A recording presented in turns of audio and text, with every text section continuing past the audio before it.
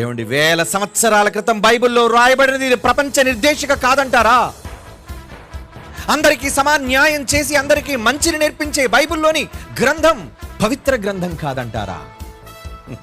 బైబిల్లో పవిత్రత లేదు, బైబిల్లో తప్పులు ఉన్నాయని ఎందుకు ఈ కుక్కలు వాగుతున్నాయి? చేతకాక, నిరూపించలేక.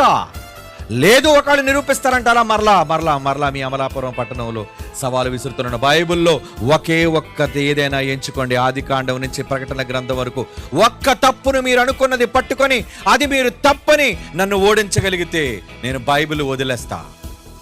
ఒక్క తప్పు చూపించండి, ఒక్క తప్పు, అది నిరూపించాలి. సంతకం పెట్టి.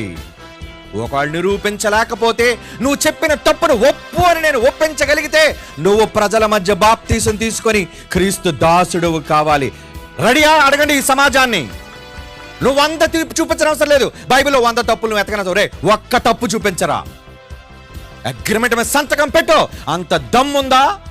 పిల్లండి ఎవరినైనా సరే, ఎనీబడి.